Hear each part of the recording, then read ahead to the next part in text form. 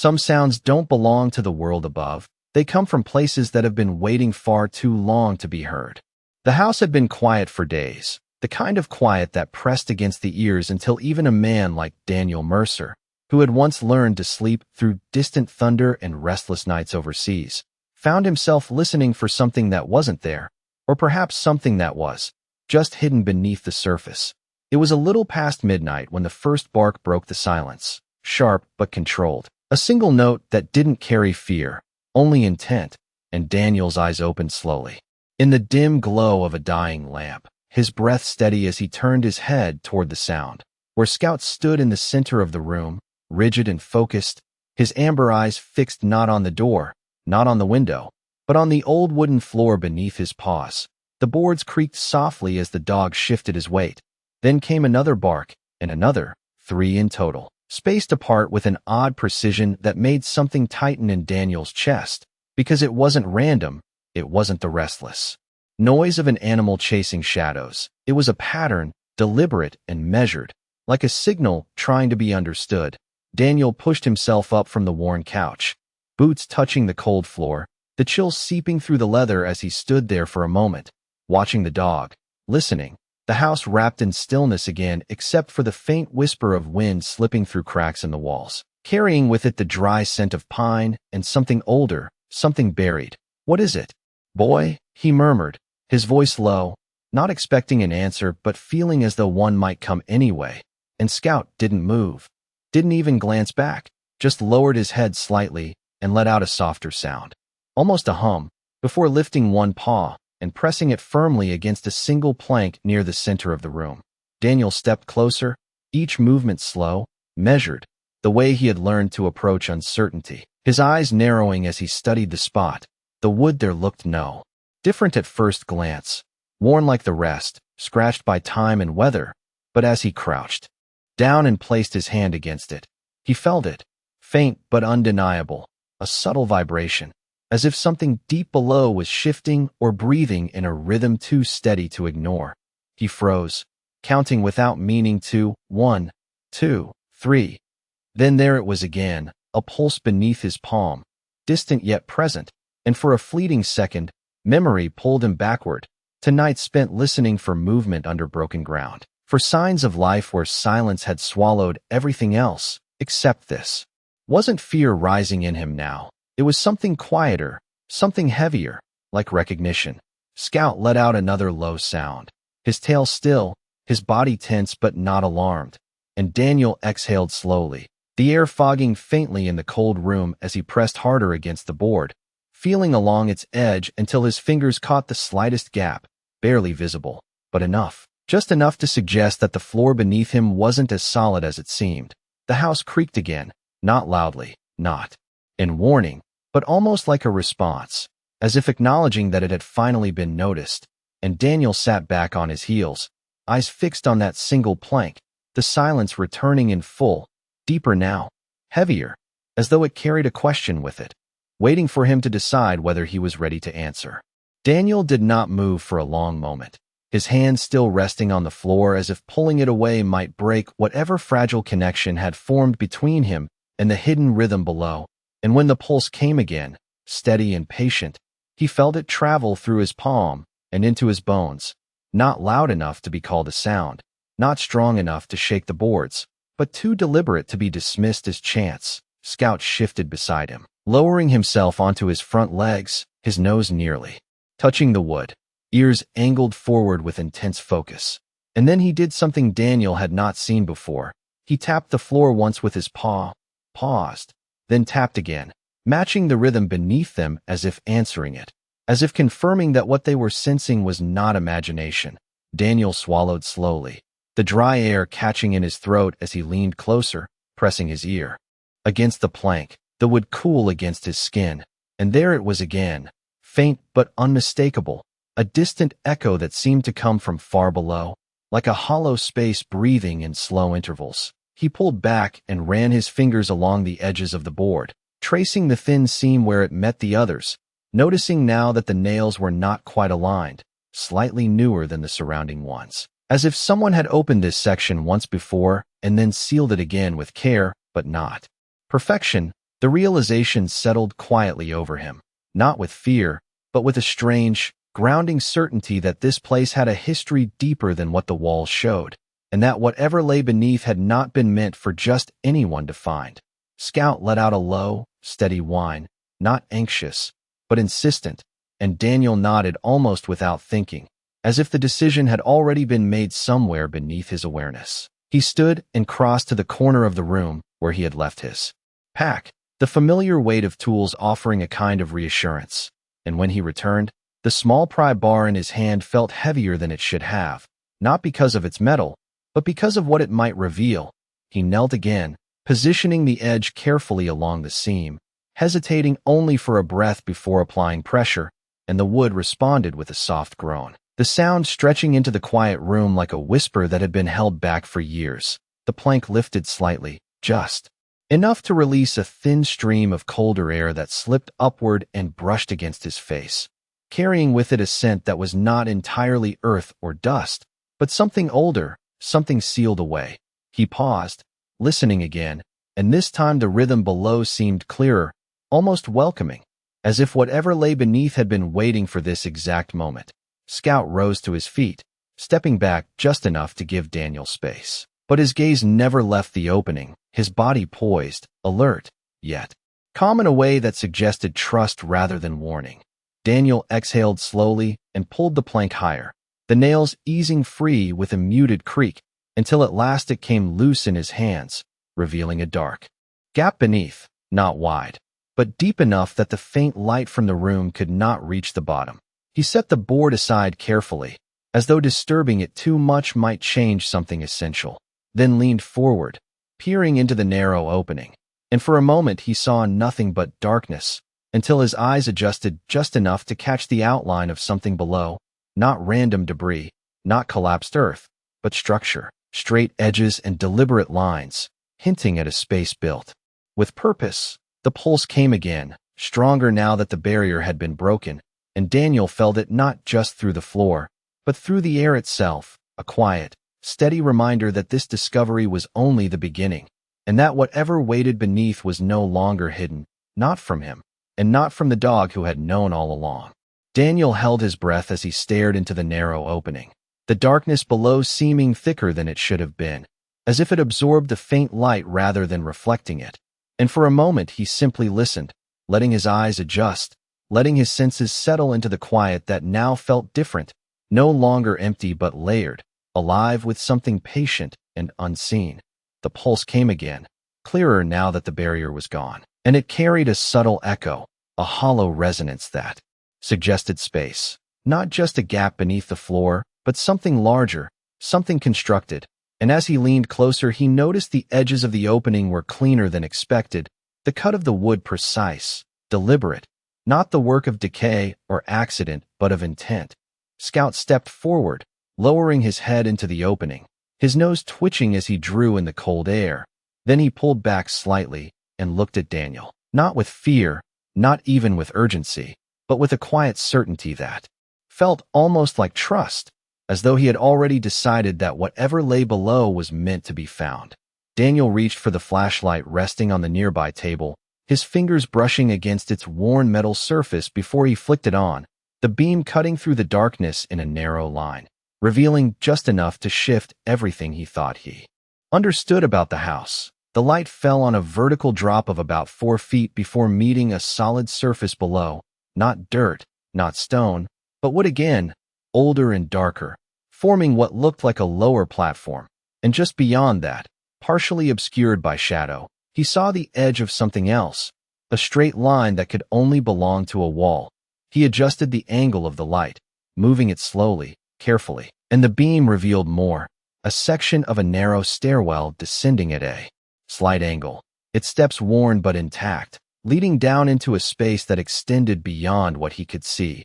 His heartbeat remained steady, but something deeper shifted inside him, not fear, not even surprise, but recognition of a pattern, the kind that does not appear by accident, the kind that is built, hidden, and left behind for a reason. Scout placed one paw gently on the edge of the opening, testing it, then stepped back again, waiting, always waiting for Daniel to decide, and that was when Daniel noticed something else, carved into the inside edge of the plank he had removed, faint and almost worn away. A series of small marks, evenly spaced, not random scratches but intentional, like a code or a count, and he ran his fingers over them slowly, feeling each indentation, sensing that they meant something even if he could not yet understand what. The air rising from below carried a different temperature now, colder but steady, and beneath it there was a scent that did not belong to dust or decay, something faintly metallic, like old tools or machinery that had been left untouched for years.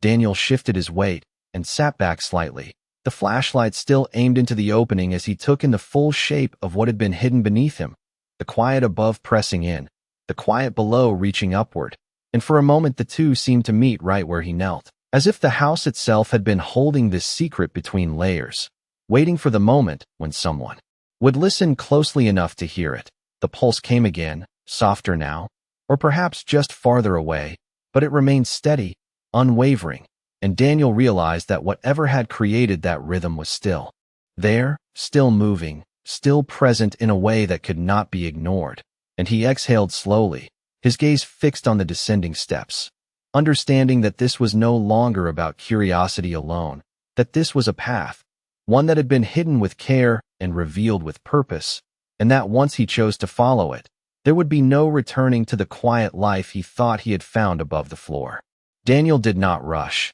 not because he was afraid, but because something in him understood that this moment required patience, the same kind of patience he had learned long ago when moving too quickly meant missing the detail that mattered most. And so he studied the opening once more, the edges, the spacing, the way the air moved upward in slow, steady currents as if the space below had its own quiet rhythm. Scout stepped closer again, this time placing both front paws near the edge, leaning forward just enough to look down into the dim stairwell, his ears shifting slightly as if tracking something deeper than sound. And then he glanced back at Daniel, holding his gaze for a brief second, not urging, not warning, simply waiting, the way he always did when the next step belonged to Daniel alone. Daniel nodded almost without realizing it, the motion small but certain, and he adjusted his grip on the flashlight before lowering himself carefully through the opening, his boots finding the lower platform with a soft,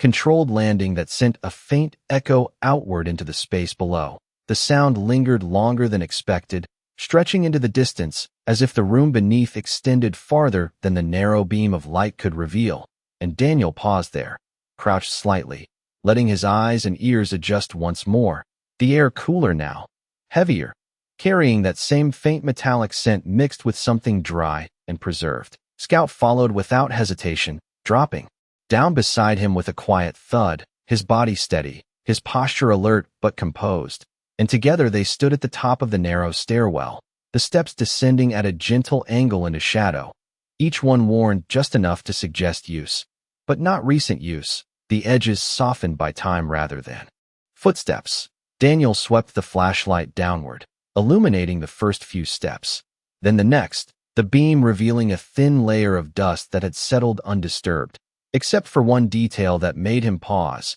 a faint line cutting through the dust along the center of each step, subtle but consistent, as if something had passed through here not long ago, not heavy, not forceful, but present enough to leave a trace. He exhaled slowly, his breath visible in the cool air, and placed his foot on the first step, testing its strength before shifting his weight, the wood holding firm beneath him with only the softest creak, a sound that seemed to be absorbed by the space rather than echoed back. Step by step, he descended, the light moving with him, revealing more of the stairwell, the walls close but carefully built, lined with old timber that had darkened over the years, each board fitted with intention, each corner too precise to be accidental. Scout moved just behind him, his nails making the faintest tapping sound against the wood, his breathing steady, his presence grounding in a way Daniel had come to rely on without ever needing to say it. Halfway down, Daniel stopped again,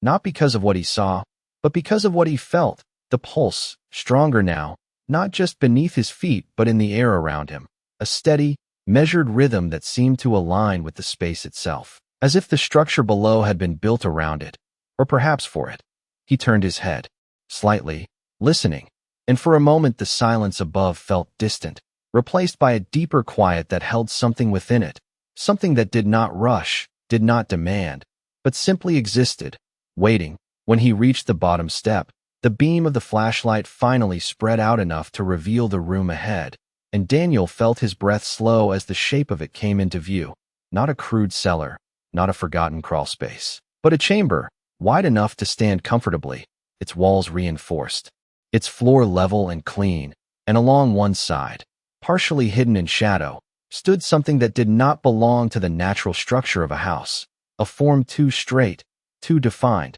as if it had been placed there with purpose and left untouched for years. Scout stepped forward first this time, moving past Daniel with quiet confidence, his head lifting slightly as he approached the center of the room. And then he stopped, his body still, his ears forward, his attention fixed on that shape in the shadows, and Daniel followed, the light in his hand steady, as he took a few careful steps closer, knowing without needing to say it that whatever waited in that space was not sluchinist, not coincidence, but the next piece of something that had begun long before he ever set foot in the house above. Daniel slowed his steps as he approached the shape in the shadows, the beam of the flashlight trembling ever so slightly with the rhythm that now seemed to pulse through the entire room, not loud, not aggressive, but constant, like something that had endured in silence for far too long and was only now beginning to be heard again. The object revealed itself gradually as the light reached it, edges first,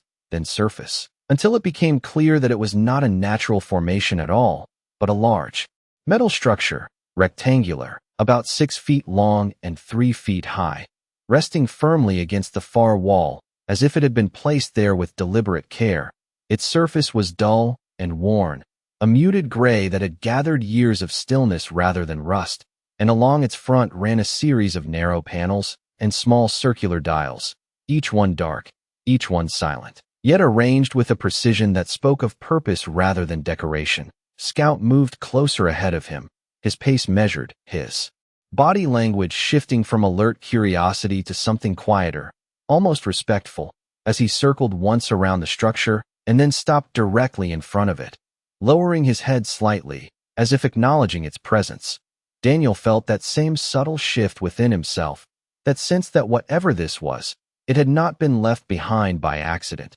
and as he stepped forward, the beam of light passed over the surface again, catching something etched faintly into the metal, letters worn by time but still readable if one looked closely enough. He leaned in, squinting slightly, and brushed his fingers across the engraving, clearing away a thin layer of dust until the words emerged more clearly. Not a full sentence, not even a name he recognized, but a phrase, simple and quiet. For the one who listens. The words settled into him more deeply than he expected, not as a message meant for anyone, but as something that felt directed, intentional. And for a brief moment, he found himself glancing back toward the stairwell, toward the world above, as if confirming that he had truly been the one meant to hear it. Scout let out a soft breath beside him, his ears flicking once before settling again. And then the dog did something unexpected. He lifted his paw and placed it gently against one of the lower panels, not scratching,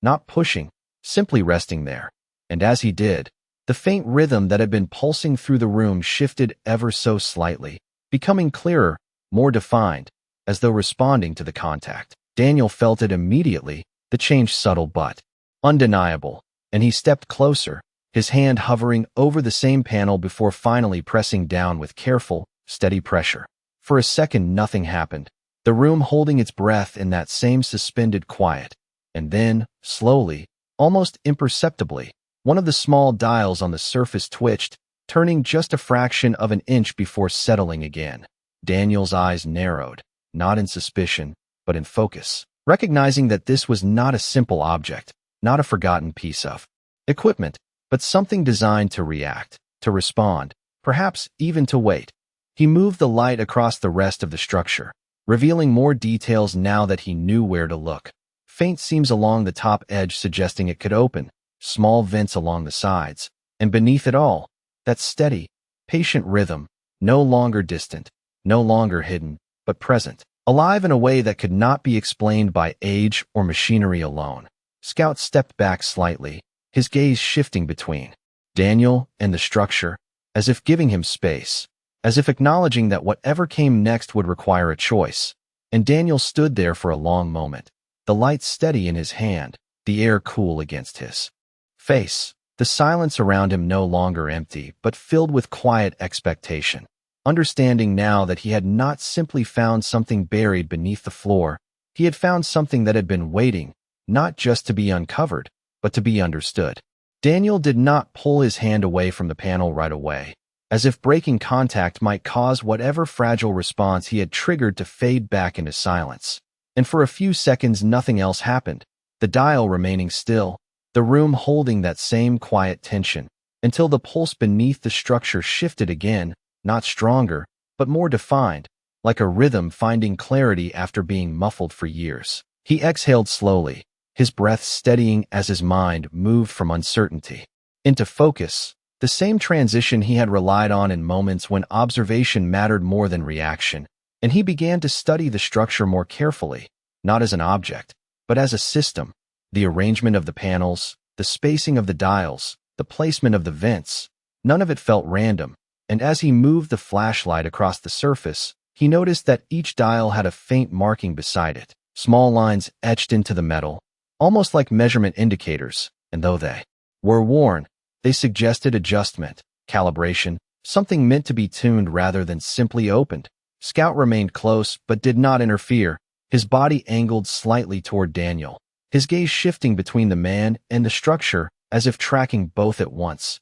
And then, quietly, he let out a low breath and stepped to the side, positioning himself near the edge of the room where the pulse seemed to echo more clearly, his ears flicking once as though confirming something only he could fully perceive. Daniel followed that instinct without questioning it, stepping back half a pace and tilting his head slightly, listening not just to the rhythm itself, but to how it moved through the space, how it reflected off the walls, how it seemed to gather near the base of the structure before dispersing again. And then it became clear to him. The rhythm was not centered in the room, it was centered within the structure itself. He turned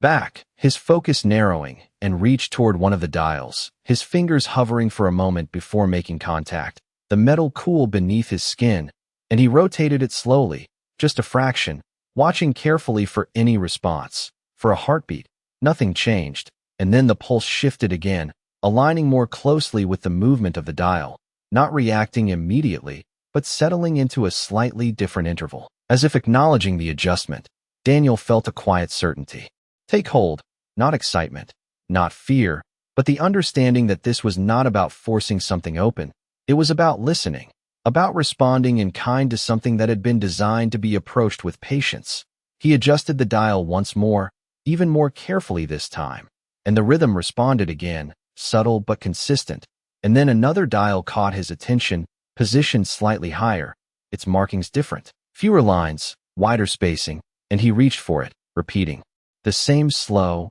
deliberate motion. The air in the room seemed to shift as he worked, not in temperature, but in presence, the silence no longer empty but attentive, as though the space itself was waiting to see if he would continue in the right direction. Scout watched without moving, his posture calm, grounded, his earlier urgency replaced by something steadier, almost like approval, and Daniel took a final step back, studying the structure as a whole now, the faint adjustments he had made, bringing the rhythm into a more cohesive pattern, not louder, not more intense, but more complete, like a message that was beginning to form. His eyes moved to the top seam of the structure again, the subtle line that suggested it could open, and for the first time, he noticed that it no longer sat perfectly flush. There was a gap now, barely visible, but present, running along the edge where none had been before. And Daniel felt his breath slow as he realized that whatever this was, it had not been locked away in the traditional sense. It had been waiting for the right sequence, the right understanding, and perhaps most of all, the right person willing to listen before acting. Daniel did not reach for the seam immediately, even though the narrow gap along the top of the structure now made it clear that something had shifted, something had responded to his actions in a way that could not be undone. And instead he stood there, listening again, because the rhythm had changed, not in speed, but in tone, as if it had settled into alignment with something unseen, something deeper than the mechanical surface he had been adjusting. Scout remained still near the edge of the room, his body relaxed, but attentive, his ears angled toward the structure. And then slowly he stepped forward, not with urgency, but with quiet purpose, until he stood beside Daniel once more, his gaze fixed on the seam as if he, too, understood that the moment had come. Daniel lowered the flashlight slightly, letting the beam trace along the thin opening, the light slipping into the gap and revealing a faint inner edge, smooth and clean, untouched by dust, as though whatever lay inside had been sealed away from time itself. He placed his hand gently against the top panel, feeling the cool metal beneath his palm, and for a brief second he hesitated, not out of fear, but out of respect for the unknown, for the sense that this was not simply a discovery, but a threshold. The pulse continued beneath his hand, steady, patient, and then, without forcing it, he applied the slightest pressure upward, and the panel responded almost immediately, not with resistance, but with a quiet release, lifting just enough to confirm that it was ready to open. The sound it made was soft, a low, controlled shift rather than a creak, as if the mechanism had been designed to move smoothly even after years of stillness. And Daniel carefully raised it further, the gap widening until the interior of the structure came into view. The beam of the flashlight followed, cutting through the darkness inside, and what it revealed was not what he had expected. Not a storage space, not a collection of forgotten items, but something far more deliberate. A chamber within the chamber, its interior lined with a different material, lighter in color, almost reflective, and at its center rested a single object, positioned with precision. Daniel leaned closer, his breath slow, controlled, as the light settled fully on the object, revealing a small, rectangular case, no more than 18 inches long, its surface smooth and unmarked except for a single symbol etched faintly on the top. A simple circle intersected by a vertical line, a design that felt both unfamiliar and somehow deeply intentional. Scout stepped forward slightly, his nose lifting as he drew in the air from within the structure, and then he let out a soft exhale, his body relaxing in a way Daniel had come to recognize. Not the easing of tension after danger, but the quiet acknowledgement of something right, something that belonged. Daniel reached in slowly, his hand steady as he hovered over the case, the air inside cooler than the room around him, almost still, as if it had not been disturbed in years. And when his fingers finally made contact, he felt a faint vibration, not from the surface, but from within, a subtle echo of the rhythm that had led him here. He paused, letting that sensation settle, understanding now that this was not just an object left behind, but a message, a continuation of something that had been set in motion long ago. And as he lifted the case carefully from its resting place, the pulse beneath the structure softened, not disappearing, but changing, like a signal that had reached its destination. Daniel brought the case into the light, holding it at chest level, his eyes studying the symbol once more. The lines simple yet deliberate, and for the first time since entering the hidden space, he felt something shift inside him. Not confusion, not doubt, but a quiet sense of connection, as if whatever this was, it had been meant to find him, not by chance, but by design, guided not by force, but by the simple act of listening when others might have ignored the sound beneath their feet. Daniel held the case in both hands, its weight lighter than he expected, yet carrying a presence that felt far greater than its size. And for a moment, he simply stood there in the quiet chamber, the beam of the flashlight resting across its smooth surface while the faint rhythm beneath the structure continued to soften. No longer guiding, no longer calling, but settling into something complete. Scout moved closer, his nose brushing gently against Daniel's wrist before lifting toward the case, drawing in its scent as if confirming what Daniel could not yet see. And then the dog eased back slightly, his posture relaxed, his attention steady, as though whatever needed to be found had already been found. Daniel exhaled slowly, his fingers tracing the etched symbol once more, the circle and the line intersecting in a way that suggested more than design, something purposeful, something that had been repeated somewhere else before, though he could not yet place where. And then, with careful intention, he shifted his grip and examined the edges of the case, noticing a thin seam running along its length, nearly invisible unless the light caught it just right. He turned it slightly, angling it toward the beam, and there, along one side, was a small indentation, subtle but precise, shaped just enough to suggest where it could be opened. His thumb hovered over it for a moment, the pause not driven by hesitation, but by understanding, because up until now everything had required listening, patience, and alignment, and whatever came next would be no different. He pressed gently, not forcing it, just enough to test, and the case responded with a soft click, the sound quiet but clear in the stillness, followed by a slight shift as the lid loosened beneath his fingers. Daniel opened it slowly, the motion deliberate, the hinge moving smoothly as if time had never touched it. And as the lid lifted, the interior came into view, lined with a material that reflected the light in a muted, almost warm glow, and resting inside, perfectly centered, was not gold, not stacks of money, not anything that matched the expectations of a hidden treasure, but something far more personal, far more intentional. It was a small, worn notebook, its cover darkened with age but carefully preserved, the edges of its pages slightly yellowed yet intact, and beside it lay a simple metal key, old but polished, its surface bearing the same symbol etched into the case. Daniel's breath slowed as he reached in, lifting the notebook first, the texture of it familiar in a way he could not explain, and when he opened it, the pages revealed neat, steady handwriting, line after line written with clarity and care, the first page beginning not with a name, but with a sentence that seemed to reach across time itself. If you are reading this, then you listen when others would have walked away. The words settled into the room with a quiet weight, and Daniel felt something shift inside him, not surprise, not confusion, but recognition of intent, of purpose, as if the story within those pages had been written not for the world, but for a single person willing to follow the signal all the way to its source. Scout lowered himself to the ground beside Daniel, his body at ease now, his eyes half focused on the notebook, half on the man holding it, and the room, once filled with the quiet pulse that had drawn them down, now felt still in a different way, not empty, but resolved, as though the act of opening the case had completed something that had been waiting far longer than either of them could understand.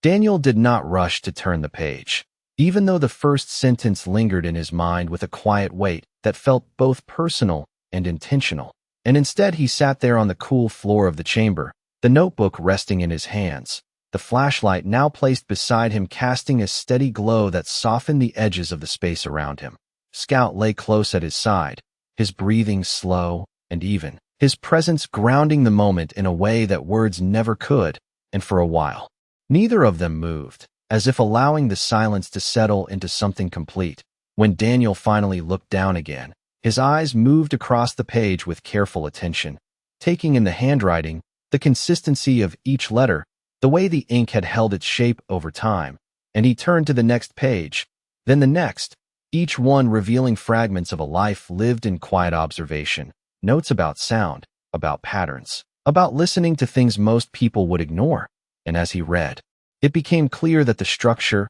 the dials, the rhythm beneath the floor, none of it had been random. It had all been part of a system, something designed not to hide wealth, but to preserve understanding. The writer spoke of building a place where signals could be heard without interference, where the smallest vibration could be studied, where patience mattered more than force, and woven between those lines were reflections, simple but steady, about time, about loneliness, about the way people often walk past what is calling to them because it does not demand attention loudly enough. Daniel felt a quiet shift inside himself as he continued, not the kind that comes from sudden revelation, but the kind that builds slowly, piece by piece, until it changes the way everything fits together. Eventually his gaze returned to the key resting beside the notebook, its surface catching the light in a muted glint, and he picked it up, turning it gently between his fingers, the familiar symbol etched into it now carrying more meaning than before,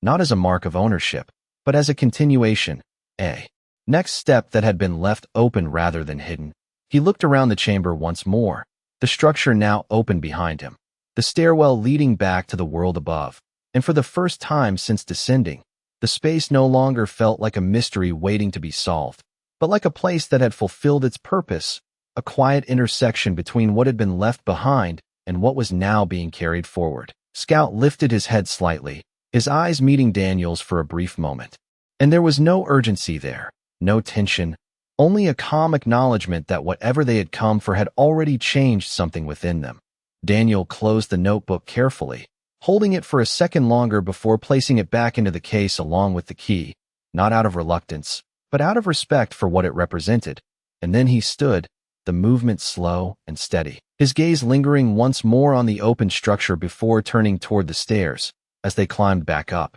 Step by step, the air grew warmer, the familiar sounds of the house returning in faint whispers, the creak of wood, the soft movement of wind outside. And when Daniel reached the top and stepped back into the room above, he paused, looking down at the opening in the floor, no longer just a hidden space, but a reminder. Scout settled beside him again, his body relaxed, his eyes half closed, and Daniel exhaled slowly, the weight he had carried for so long feeling different now, not gone, but quieter, more understood. He replaced the plank loosely, not sealing it away, just covering it for the moment. And as he stood there in the stillness of the room, he realized that some things are not meant to be discovered all at once. They are meant to be followed, one signal at a time. And sometimes, the greatest inheritance is not something you take with you, but something that teaches you how to listen long after the sound itself has faded.